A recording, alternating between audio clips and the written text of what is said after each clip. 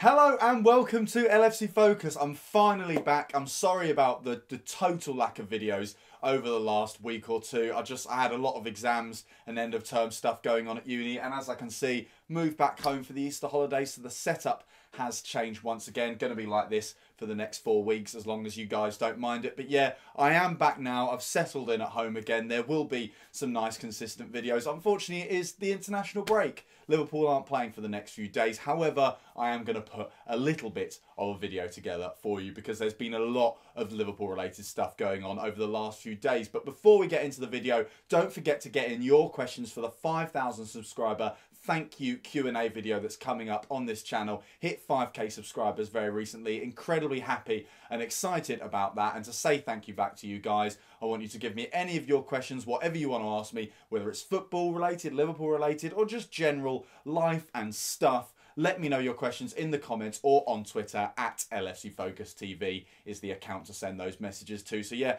get in your questions for that. But now for the actual video, as you can see from the title, not quite a post-match video because it's been a few days since Liverpool played Watford, but a nice little news roundup kind of video, just going through everything that's been going on with Liverpool over the past few days. And obviously there is no place to start other than the absolute thrashing of Watford on Saturday night. I mean, it was absolutely incredible stuff from Liverpool and incredible stuff from one particular fella, and that fella is Mo Salah. I mean, the guy is just off the chain brilliant at the moment. I'm all out of superlatives to describe him. I have been out of superlatives for a while now. We all are. He's just so good, and it's impossible to almost describe in the small space of time exactly what makes Mohamed Salah so absolutely incredible. You know, you have to sit down for 90 minutes the whole way through the match and just endlessly point out all the incredible things he's doing. You know, I think it was in the Anfield wrap they pointed out how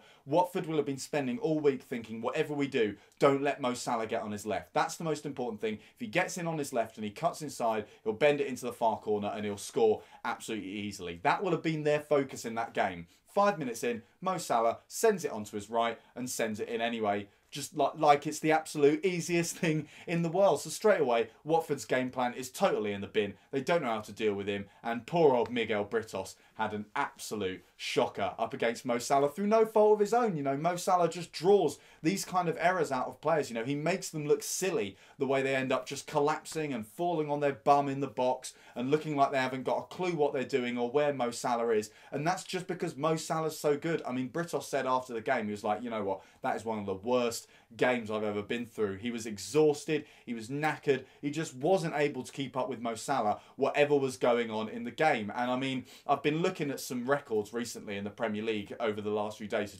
just to kind of see what ones Mo Salah could have in his sights. I mean, you've got the obvious one. Since the Premier League went to 38 games, the most anyone's ever scored is 31 goals in a season. That record obviously held by a certain Cristiano Ronaldo of Manchester United, so I'm sure their fans will be desperate that Mo Salah goes on a bad run of form between now and the end of the season. The record for all time in the Premier League is actually 34 goals. That is held by Alan Shearer and I believe Andy Cole, another Man United legend, from back when the season had 42 games instead of 38. But Mo Salah is on 28 goals with 7 games left. And I mean, no one, absolutely no one, would put any money against him not just beating that 31 goal record, but the 34 goal one as well. You know, that must be well and truly in his sights. And obviously, you know, I said before the game to my dad, right before Liverpool played Watford, that as good as Mo Salah's record is, I don't think he's quite going to push for Ian Rush's total of the most goals ever scored in a season by a Liverpool player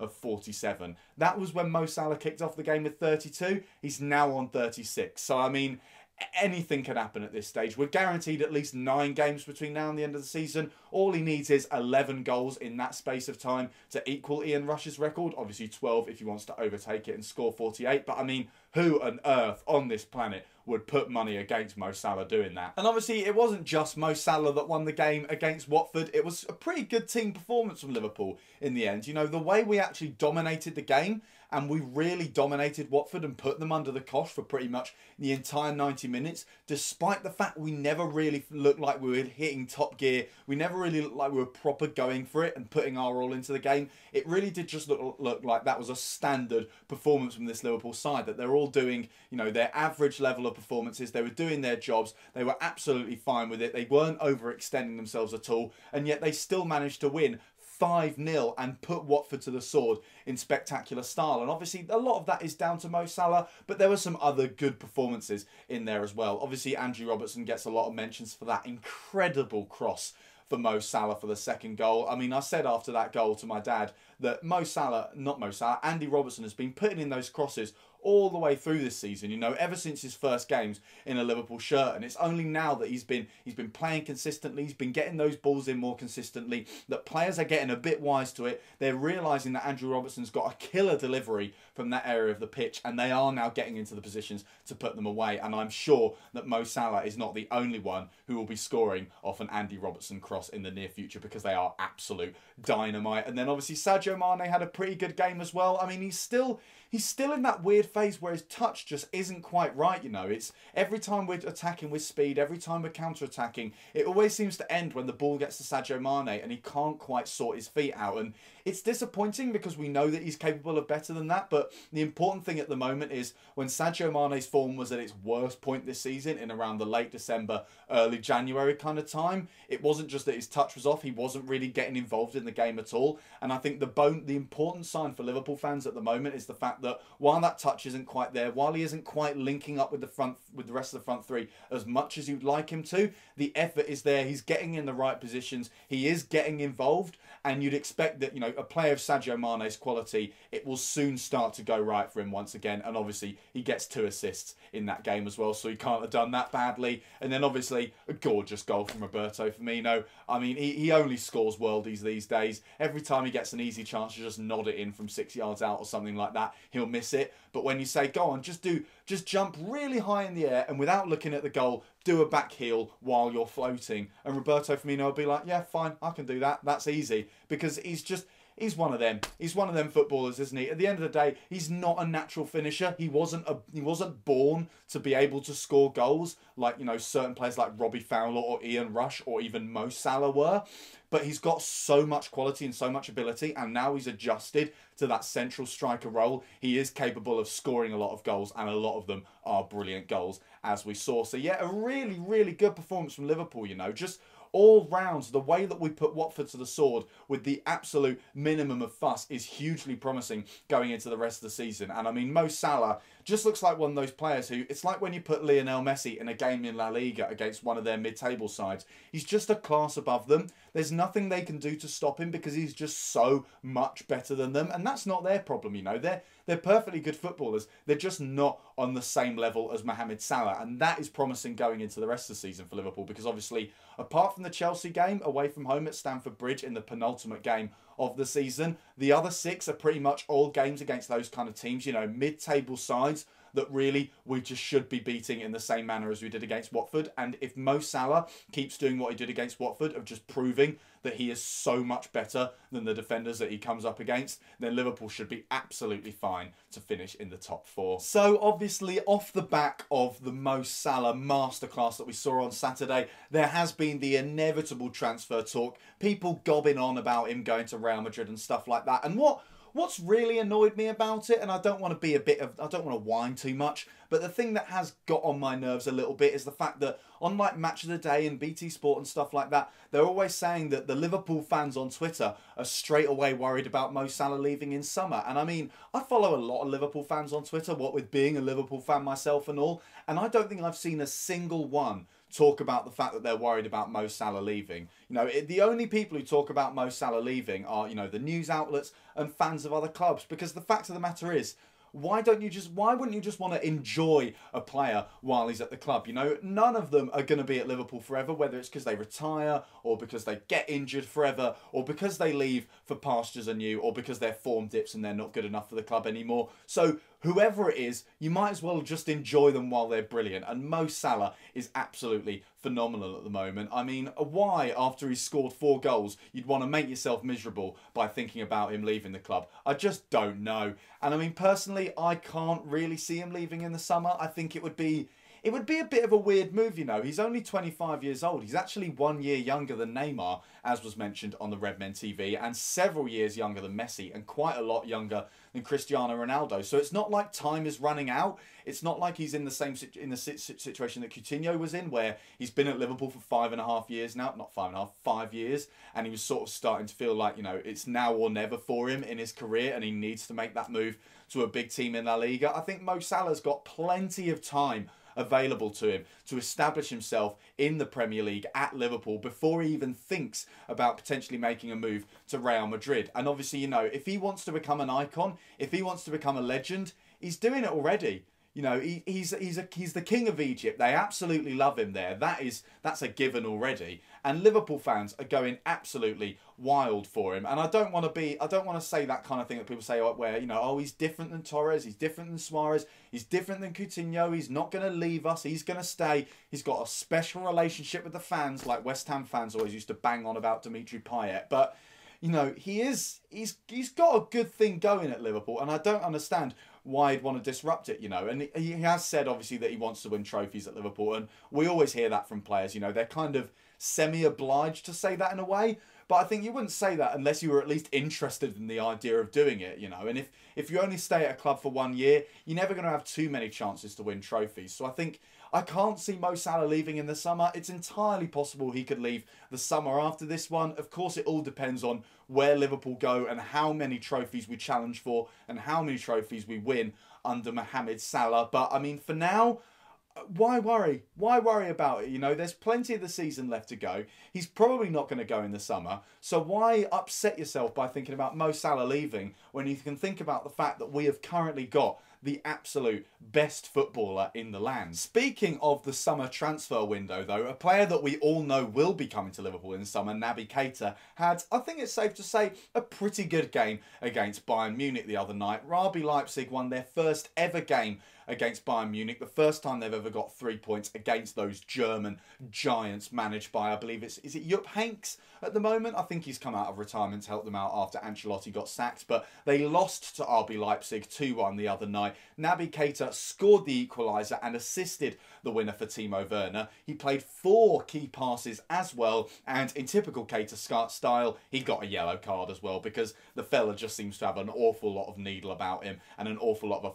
physical side to his game. For better or for worse, you know, maybe in the Premier League they'll let a few of those challengers go. I think we'll have to wait and see whether Naby Keita is, you know, a destroyer in the sense that he wins the ball, or a destroyer in the sense that he just destroys people's shins and ankles. But so far, from what I'm hearing, I mean, I didn't see the game, but a lot of the people who did are massively talking the guy up. And a lot of people seem surprised that Liverpool were actually capable of securing Naby Keita on the deal where he's going to come to us in the summer. So, I mean, something to get hugely excited about there. And I think a bit of an interesting one in that I think the arrival of Naby Keita will do a lot towards shaping how we set up our midfield for next season. And I think it's up there with the Emre Can situation as the two things that will really decide Liverpool's summer transfer strategy when it comes to the midfield. And obviously the Emre Can situation, very, very much up in the air at the moment. Juventus have said quite recently that they still haven't got a clue what Emre Can's going to do. He turned down the opportunity to sign for them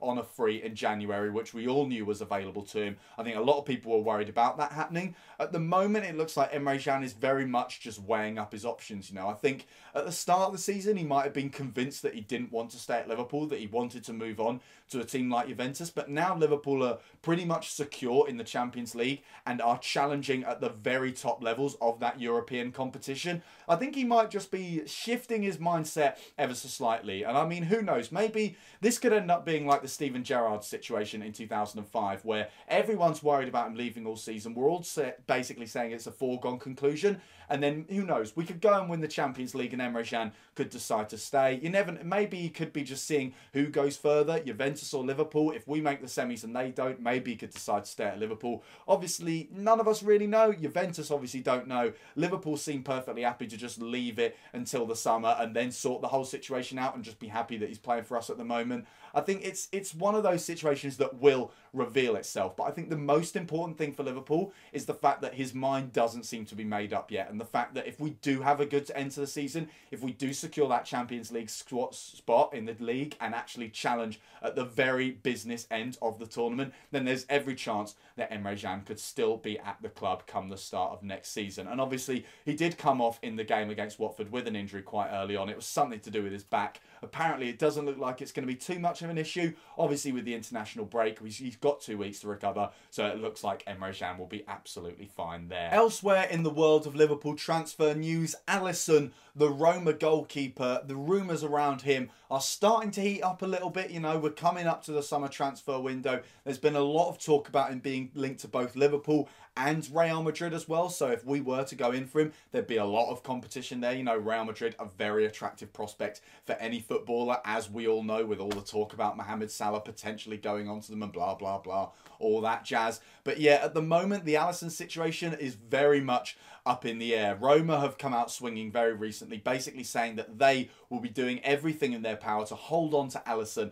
in the summer transfer window. Obviously, a huge asset for them. Basically kept them in their Champions League tie against Shakhtar Donetsk so that they were able to win it in the second leg and make it through to the quarterfinals. So he's incredibly important and integral to that Roma side and the success of that Roma side. And it's an interesting one in terms of Liverpool's interest, because obviously around about January time, when Loris Karius hadn't yet established himself as a #1 and we were all having loads of question marks over Mignolet and stuff like that, the prospect of signing a goalkeeper was looking like one of the most important things on the transfer window list for Liverpool. You know, it was a thing that everyone was clamouring for, and everyone was saying, you know, if Liverpool don't sign a goalkeeper, they're never going to be able to compete for trophies on a regular basis. But now Loris Karius has come in and really made that #1 spot his own.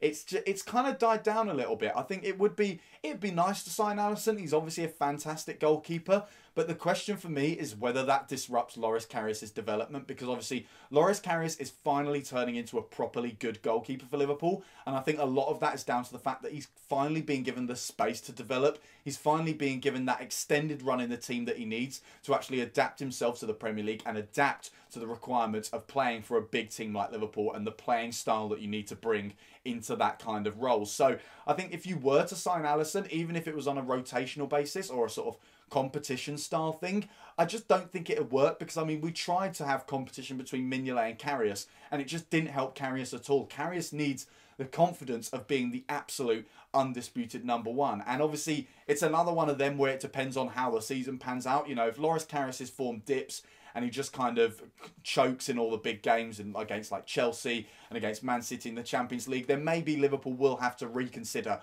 a move for Alisson. But at the moment, I don't really see it happening. I just think we would cost 70 million there or thereabouts, and I just think there are better places on the pitch where Liverpool could be investing that money. So elsewhere in the transfer window, the Daily Star have reported that Julian Draxler is a potential target for Liverpool. Obviously, things aren't going great for Draxler ever since he moved to PSG. That was supposed to be his big money move to a big side where he announced himself as one of the top players in Europe. It hasn't really happened for him, and to be fair, I think a lot of that is down to the attacking talent that PSG have. But I think it's a weird one, because I think if you're struggling because of the fact that the team you're playing with has a really, really good front three, is Liverpool really the right team to go to? I mean, if he wants to play as a left winger or a right winger or down the middle, it would be incredibly difficult for him to break into this Liverpool side. However, the Daily Star are reporting that Liverpool actually are more interested in him as a Phil Coutinho replacement. You know, someone who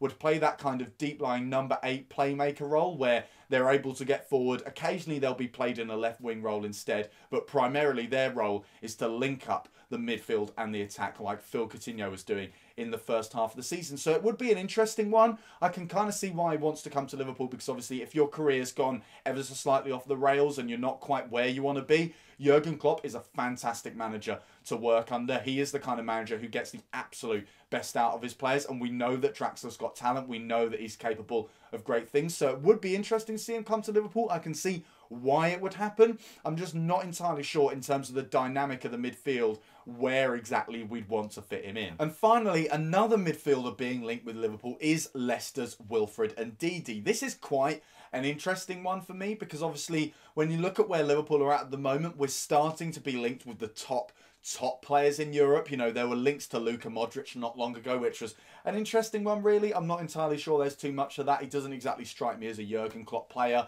if I'm perfectly honest, but with the standard of players that Liverpool are being linked with, the fact that we are apparently still chasing a player like Wilfred Ndidi is a bit of a weird one. I mean, at the end of the day, I don't watch that much of Leicester, so, you know, Jurgen Klopp and his scouting team could quite easily have seen something in Wilfred Ndidi that I haven't seen. He was signed for Leicester as their kind of N'Golo Kante replacement. He's capable of playing across the back line and in midfield as well. It sounds like if he did come to Liverpool, it'd be in that number 6 role, which is something that I personally think we need to pay a lot of attention to over the summer. I think if Liverpool want to be winning titles and competing for loads of trophies next season, that defensive midfielder spot is the absolute priority. And again, it's an interesting one because it kind of pertains to the Emre Can situation. I think if Emre Can leaves, then we definitely step up our interest in players like Wilfred Ndidi. So, I mean, I'm not entirely sure. Like I said, I haven't seen much of him. If you've been watching a bit of Leicester, if you know a little bit more about Wilfred Ndidi, then do